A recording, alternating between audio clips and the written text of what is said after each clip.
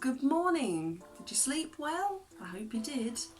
It's the 19th of December today, and we are going to make some candles. But not just any candles. We're going to make beeswax candles.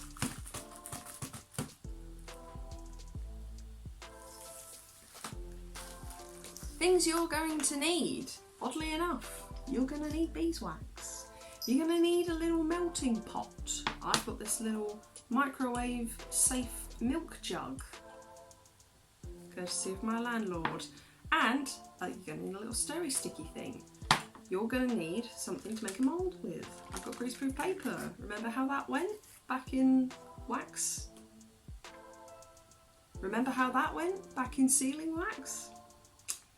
You're also going to need a knife, some candle wicks, some sellotape, and something to cast your mould around.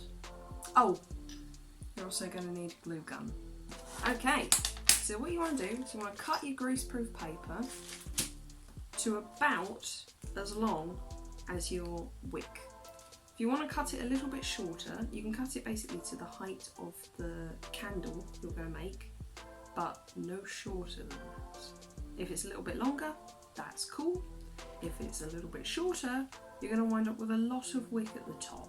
Then what we're going to do is we're going to take the thing that we're going to mould the mould around, we're going to use it to wrap up the paper so that we get a load the same kind of size. We want to make sure it's nice and square as possible,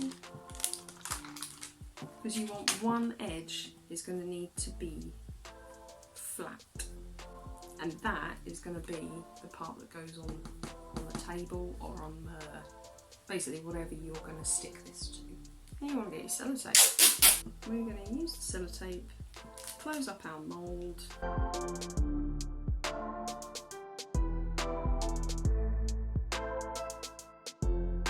So there we go.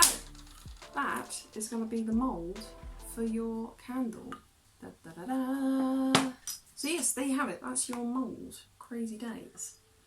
What we're going to do is I've already set a few down because I wanted to speed this along. What we're going to do is, if you can see those, I have glued the wicks in, and I've glued the base of my moulds onto my cutting mat with a bit of hot glue. The reason I use my cutting mat is because it's flexible. I thought it would crack off, like the wax would come off it easier than the work surface. We shall see. I might have made a horrendous error, but I doubt it. Now we're going to take you back over to the work surface and we're going to do the last one together.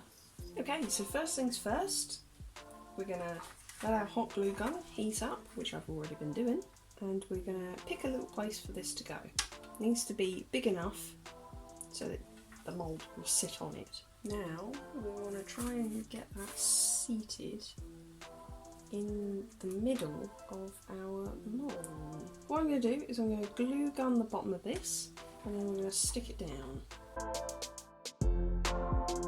Push it in, make sure it's in exactly the right place. Because that's just tenuously held on there, I'm going to run a bead of glue, just like I have here, just to make sure there's no gaps in the bottom of the mould, so that when we pour in the beeswax, it doesn't just automatically run out the bottom.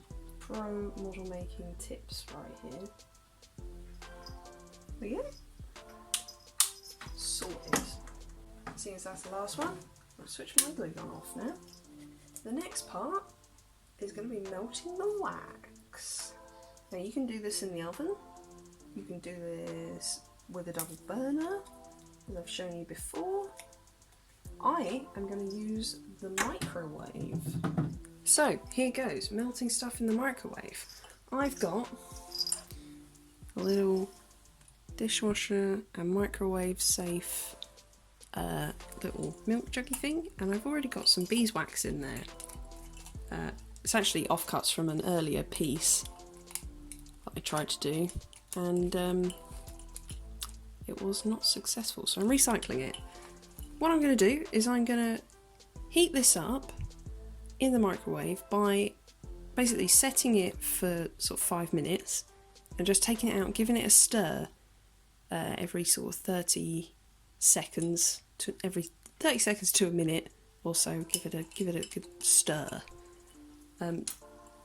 This will get hot. Don't burn yourself, kids.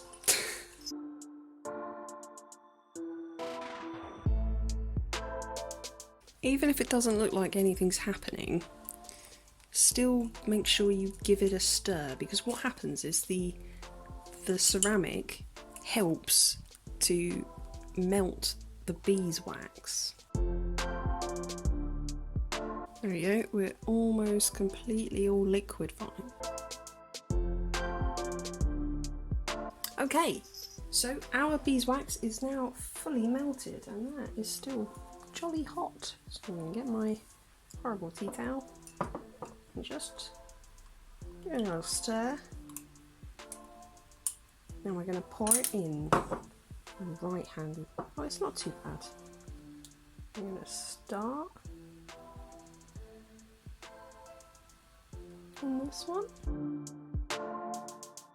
Basically, it's my intention to keep going until all of these are full. As it sets and hardens, I will reposition the wicks so that they stay in the centre all the way up. Yeah, stay tuned, it's going to be an exciting time.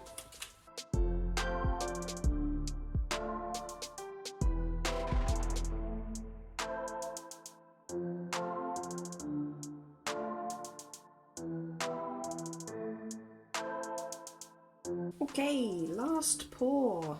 Thank goodness. Ta-da!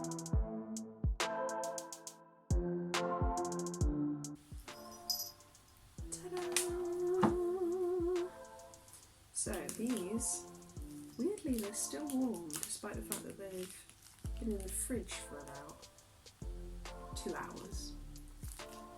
But that's okay. I think they're solid enough that they're going to withstand coming out of these. So, let's give it a go, shall we? And there we go. The first beeswax candle. It has come up and it's stripy. That's weird, but cool. Now let's get rid of the rest.